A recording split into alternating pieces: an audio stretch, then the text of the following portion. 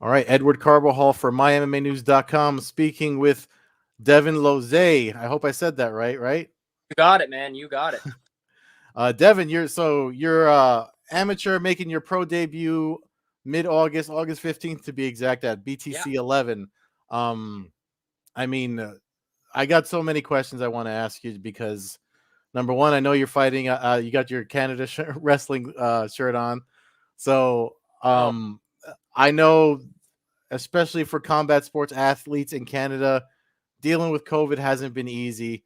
So the fact that you're still focused and ready to go with a fight to happen in the next coming weeks, I just can you just walk me through everything you've been going through? yeah. It's been honestly tough. Like gyms shut down, all that. But I've always found a way. Had home gyms going, training with people, making things work. Went down to the States, did some training, just staying ready because I knew this Mm. professional debut was going to be coming at some point. And August was what I was picturing, and now here we are, August 15th, BTC 11. Let's go. Yeah, you know what's interesting about? I mean, it's pretty cool that you're wearing the wrestling shirt, and Yeah, you mentioned it. I'm looking at your amateur record.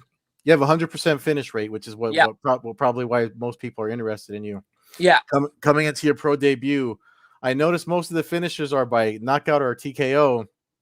One thing I've found watching and training with wrestlers over the years is that you guys seem unaware of the explosive power you possess until you start putting dudes away. Has Yeah. that been the case for you? No, not really. Like my TKOs have been more on right using wrestling, like pushing the pace and putting these guys away as they fade.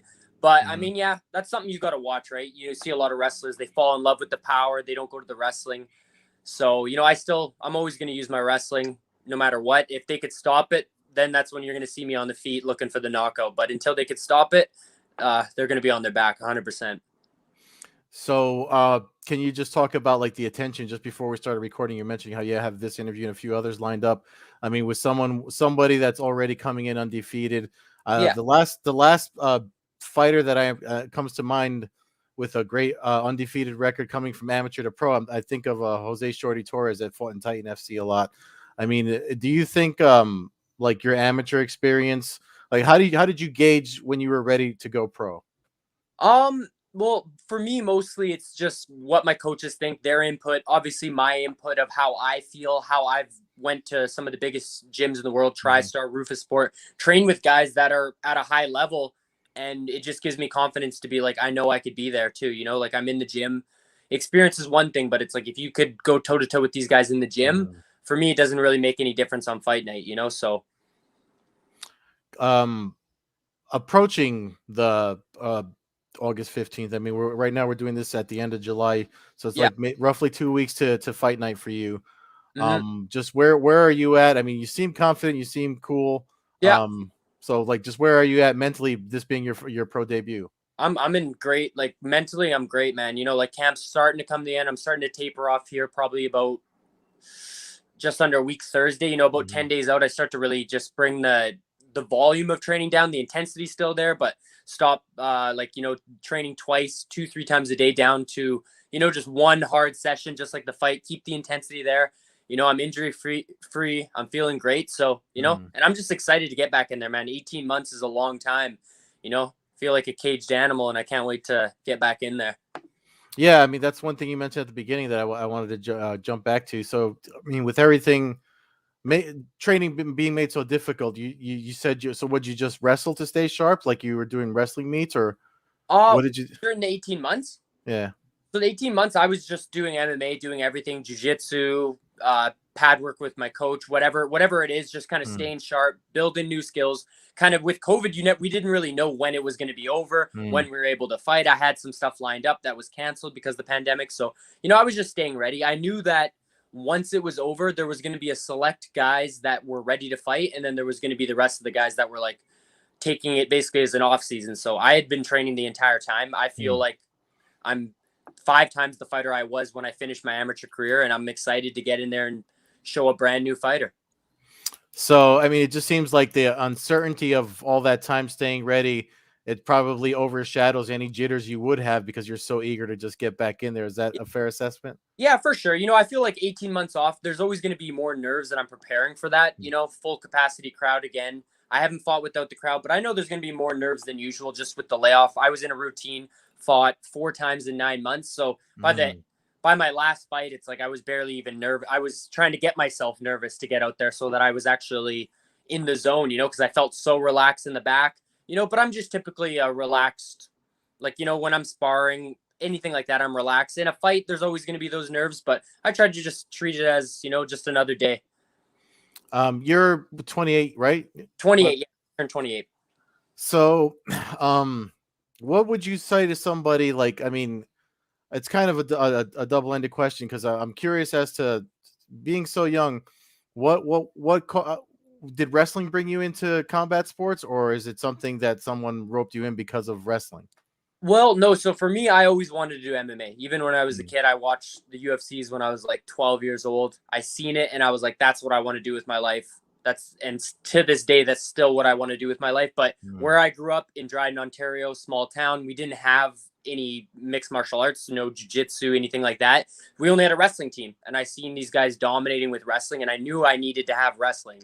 So I joined wrestling, fell in love with that, and it kind of, I went down a different path. And then once wrestling was over and I finished, then boom, right back in MMA, and here I am. So how's the transition been for you as far as like someone coming from wrestling? I mean, you said you knew from a young age that you wanted to do combat sports, to do mixed martial arts. So like for you, were you already open-minded and kind of like, I'm ready to be humbled? I mean, you're undefeated as amateur, so I'm just curious wrestling's a humbling sport, there's no way you're going to always win and be undefeated. It just doesn't happen, So I lost so many matches as a wrestler and, had to come back from that and deal with all of that. So coming into MMA, it was just like, it's just another competition at the end of the day, just like wrestling. Obviously there's a little bit more there. You can get hurt. And my mentality switched more to really trying to hurt people and put them away as opposed to just trying to pin them on a mat. So it's a different mentality, but the training, everything stays the same. I train hard, train all the time, every single day. There's no time off, and there's no off season in MMA like there is in wrestling. You go through a hard season, you get a little bit of break. People are taking it easy in the summer. It's like, no, I train full time. That's interesting, especially with everything that you guys just went through. Because I know Canada had a pretty rough lockdown that got lifted not so long ago. I mean, I spoke with a couple of Canadian fighters during the whole thing, so that's why I opened it with that. Glad that you can get it going again. So your opponent, you're fighting Albara Atme, is that correct? Yes, I believe so. I think your pronunciation's correct. But yeah, I mean, so what do you know about him? I mean, does he have a fight or two more than you, or are you guys both coming in I think raw? 5-2 or something as an amateur. So I think he's got a few more. I know some of them were like the Canadian nationals where they're wearing shin guards and stuff like that. All my fights were no shin guards, only 4-ounce gloves, stuff like that. So, I mean, a couple fights doesn't really make a difference. I think he's more of a striker, kickboxer. So, it's going to be interesting. See. It's interesting you said that because I mean, I always, most of the amateur fights that I get to see out here in New Jersey, they make the instep shin guards mandatory. So I mean, you said your amateur fights didn't require those. So like, what's outside of is it the show that's putting it on? Like it just seems like this is technically your 5th fight then, right? Like, yeah, exactly. So, I mean, the only thing that changes is the rounds, and for me, I'm in great shape, have great cardio. I always have. So I feel like it's an advantage. I've even as an amateur, I was like, why can't we fight 5 minutes? Like, why not? We're fighting with no shin guards. The rules are the same, like make it 5 minutes. So I think that's a bit of an advantage just fighting without the shins because, it's just like in training with the shin guards is like harder to hurt someone when you have a shin guard on, when you're bare shin and that thing slaps across someone's neck. It's good night. So. yeah, definitely. So, I mean, when you said you mentioned you trained at Rufus Sport and a couple other gyms. I mean, are there any names that stood out to you? Like what's adding to your confidence as far as training partners that you've already trained with from when you ventured out? No, there's no one specific, it's just training with everyone at that high level, you know, and it's just like I know it's just sparring, but if it's like if those rounds are even with some of these guys that I see Mm, at some big shows, it gives me confidence to know that, or I scoring takedowns on guys, they're taking me down, whatever, I'm working up. Just that solid work and that grind, and to mhm. see how these guys train and pick up tips and stuff like that gives you confidence, you know, especially just coming into a pro debut. Like, you know, for me, it's just another fight. I'm not like, I got a lot of people hit me up saying, "Oh, I'm so excited. This is so big." And for me, it's just another fight, you know?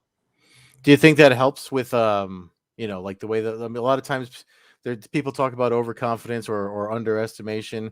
I mean, you have this approach as it's just adding to what you've already been doing. Do you think that helps you, and would that help other fighters like yourself? Yeah, well, I think it's too. It's like I'm confident, but at the same time, I always give my opponent respect in my mind. I feel like I always give them more in my Mm, mind. I'm preparing for the worst case, you know, the best version of them or anybody. So I feel like every single fight, it's always been way easier than I prepared for, you know. So even in this fight too, I feel like probably be my easiest fight today.